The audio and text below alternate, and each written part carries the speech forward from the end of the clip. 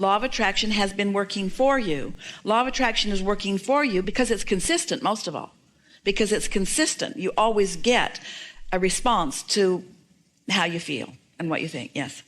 So after she introduced it to me and I realized that, I thought maybe I should actually focus on using it and see what I can really get out of it.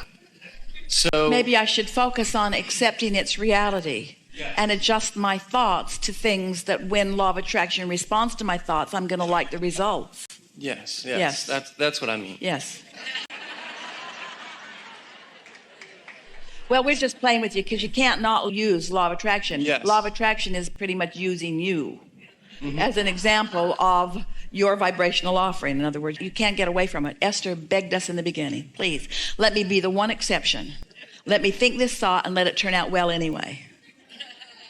So I've been, practicing it and working on it. And the past 2 years, I've pretty much been having everything go my way that I could ask for. It's the way it's supposed to be. It's the way it's supposed to be. Things are always working out for you. And when you know it and you start feeling good about that, then you let more of the things that are supposed to be working out for you work out for you. And the more that happens, the more you trust it. And the more you trust it, the more you do it. And the more you do it, the more you allow it. And the more you allow it, the more you trust it. And the more you trust it, the more you do it. And the more you do it, the more you allow it. And the more you allow it, the more you trust it. The more. This could take a while. And it works exactly like that. Yeah. But I always have a feeling that I'm missing something, or is there something more I should be getting? Is Source trying to give me something else, but I haven't figured it out yet? And am I in the right place for that to come to me? Well, think about how that thought feels, and therefore think about how contrary it is to what your inner being thinks. In other words, am I missing something? Am I doing something wrong? Your inner being is never thinking thoughts like that. No, I feel as I'm doing everything right. Well, can I ask one question to that? Sometimes I wonder that if everything is going so right and I'm still feeling like that, am I just being power hungry, or is there really something out there reaching for me? Well, we wouldn't call you power hungry. We would call you eagerly anticipating your natural expansion. There's this sort of sweet spot that you can find. This is how it goes for so many of you. You focus upon what you want, and the heavens open, so to speak, and avalanches of what you want flow into your experience. And sometimes what you want comes faster than your ability to enjoy it or your ability to even deal with what you've attracted. So then you feel overwhelmed. Well, when you feel overwhelmed, it slows everything down. And then you get bored. And then you focus again. And so it's this balancing act where you're wanting to focus upon what you want and keep it coming, but you're wanting to stay up to speed with what you're focusing upon so that you can enjoy it as it comes. And that's why this alignment is not like a college degree where once you get it, it's yours forevermore. It is in the moment. You're either in alignment or you are not. So the way it works for most of you, you get a little out of alignment. That's kind of what step one is, where you're sifting and sorting, and that's not perfect alignment. And then you launch these rockets of desires, and then it takes a little while for you to line up with what you want. That's the real deliberate part of this creative process, where you deliberately think until you feel it sort of click into place. And then you get into this sweet spot where you're feeling good, and now the universe is yielding to you. But this is what happens to so many of you. We're going to answer a question that's sort of been bothering you for a long time. You're really going to enjoy this. So the process is just having its way with you, and you are coming into alignment with your own desires that have been carved out of your own life experience. And then you hear our message, or you just innately know that you want to feel good, and so you do feel good more of the time. And then things begin flowing, and you really, really like that. And then the natural result of being in alignment and in harmony with your desires is that there will be a manifestation. Well, what happens to you? Oh, we like you so much, humaners, is that once it manifests, then often you don't give as much focus as you were on tending to the energy. Now it's manifested, you become an actionary person. Now you become a doer. Now you get involved with doing. And It is in that phase that you run into more contrast, which causes you to launch more rockets. So there isn't anything wrong with it. But here's an example. So you have this dream. We can feel so much coming from you. We're going to give you a very complete answer here.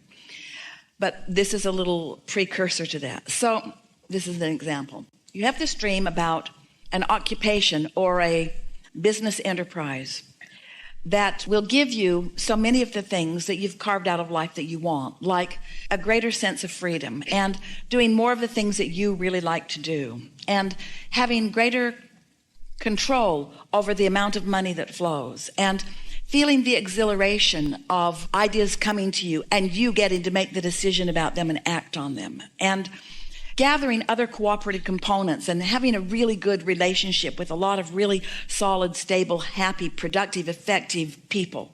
So you've been dreaming this and it's in your vortex and you've lined up with it and you weren't impatient about it. You knew, because you understand the laws of the universe, that it would come about. And so you just held steady to the idea of it and you stayed optimistic about it, even though you were working another job. So you allowed it to come, and then it came. And now, it felt good as it was coming. It felt good as it was evolving. It felt good as you were attracting the people. It felt good, it felt good, it felt good. But now you have a business. You have a business that you feel responsible to. And now you have employees that are not always tuned in, tapped in, turned on. Now you have payroll to meet and ideas that you want to flow. And there's a tendency to become the action-oriented person that you were before you were the energy-flowing person. Now you have a manifestation that seems to call your attention to it. You following us? And that's usually when you, for the first time, begin introducing resistance into this dream. Now, what we want you to understand is that in the absence of a business, you could still dream about the essence of the business. And you could attract this wonderful business that you want. And all along, even after it's manifested, you could stay focused upon the new that you're reaching for. There could be a situation where employees are squabbling, and you could put into your vortex that you want more compatibility among your employees. And you would receive inspiration. You would know exactly what to do to bring that about. You can be in the midst of the manifestation and still flow the energy appropriately. Now, we really want to say that loudly because you got to be able to do that. You got no other choice than to do that. You're already manifested. You're already in a body. You're already experiencing all this action stuff. It's asking quite a lot. We are asking quite a lot of you to say, oh, dear people, up to your eyeballs in life, in children and in relationships and in houses and in debts or bills, in action, for us to say, oh, please, just set all of that life aside and let's talk about the vortex and let's talk about energy and let's talk about law of attraction and let's talk about stuff that isn't tangible, that doesn't seem important to your life experience. We ask a lot when we ask you to turn your attention from what is the real life, but we've got to get you to turn your attention away from what is the real life in order to clean up your vibration so that you can get more of the real life that you are wanting. You can't just keep observing what is and cause any change in your experience. Because when you observe what is, you offer a vibration what is, and so you just get more of what is. Different faces, different places, but it's essentially the same experience. So people just sort of stay in the same, these are your words, not ours, rut of life experience. Then along we come and we say, yes, you have this action-oriented world, but come with us while we call your attention to your vibrational nature. Come to us while we demonstrate these rockets of desires that you're shooting off into this vortex of attraction, which you can't see or hear or smell or taste or touch. And we know it's not easy for you to make that adjustment, to begin thinking vibrationally and feeling vibrationally. But when you do, then that life experience that is manifested begins to morph into more of your chosen manifestations. We liked that conversation a lot, which brings us, because we've never offered a clearer explanation of how it works or how you fit into it than just now, which brings us to answering the specifics of what you are talking about. So here I am living pretty happily ever after, but sensing that there could be more. And I'm not really dissatisfied, but I'm sensing that there could be more. Well, what you're wanting It's not greed that's driving you. It's not power that's driving you. What you're wanting is to keep up with what you've already generated through life. We want to say to you that we've never met anyone who stayed moment by moment up to speed with everything that's in your vortex. Your vortex could keep you happily busy for 20 or 30 lifetimes. So what you're describing to us is that there's always this calling. You could call it the call of potential. We call it the call of your inner being who is already living what you've asked to live yourself. And your inner being is calling you to the fullness of it, not because you need that manifestation to be happy, but because the journey along the path to that just feels so rich and delicious. Ask yourself, would I rather feel enthusiastic about something or bored? Now, you could take it another way. Would I rather feel overwhelmed or peaceful? Well, of course you'd rather feel peaceful than overwhelmed. But let's take it further. Would you rather feel energetic and adventurous and excited about something or bored? And we know the answers to those questions, whether you are knowing them or not. The answer is you must move toward what you've become, or you become complacent and dissatisfied, which brings us to really what you're asking about. To take action from a place of split energy is always unpleasant. So to try to focus, let's say you're focused upon something not working, to dig in and try to offer effort and to try to think harder about how you're going to get that done just causes you to pile more engines on in opposition. So the rule of thumb that we would apply if we were standing in your physical shoes would be, we would follow the good feeling thoughts. So if, for example, you feel a little enthusiasm about something, then that's when you really want to start thinking about it. Because if there's even a little bit of enthusiasm and you begin thinking about it, then that's the momentum that you're increasing.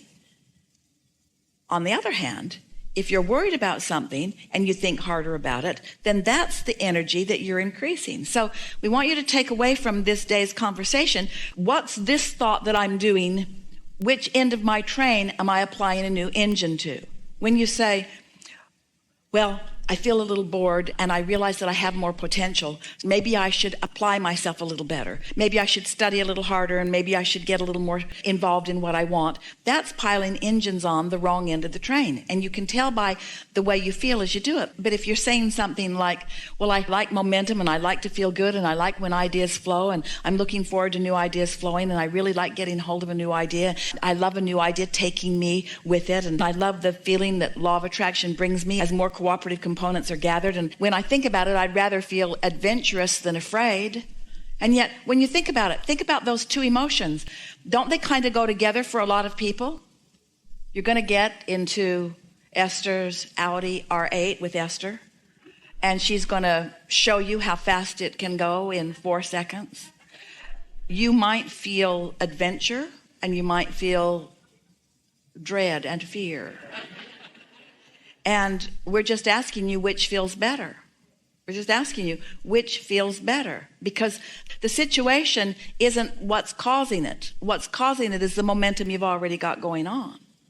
And so from what we can feel from you, we would make more lists of the things that we're enjoying about our life, because we don't feel resistance in you. We don't feel that you've got resistance that's holding you back. And under those conditions, attention to subjects that please you can cause the momentum to go faster. This is always true. In the absence of resistance, the faster you go, the better you like it. This is always true. In the absence of resistance, the faster you go, the better you like it. This is always true. In the presence of a lot of resistance, the faster you go, the more it beats up on you. And so humans are just thinking they should just go fast all the time. Only go fast in the absence of resistance. How about this? If you're going 100 miles an hour and you hit a tree, isn't it a bigger problem than if you're going 5 miles an hour and you hit a tree? So the tree represents the resistance. So if you feel like you've got resistance, the answer isn't dig in and try harder, although that's what everybody around you wants you to do. The answer is to chill out. The answer is to relieve the stress. The answer is to let go of it. The answer is to give in. And what are you giving into? You're not giving up on your dreams. Your dreams are alive and well in your vortex. You're giving up on the resistance that is depriving you of the inspiration to have that delicious, sweet spot, glorious path on your way to the unfolding and fulfillment and fuller manifestation of the things that you want.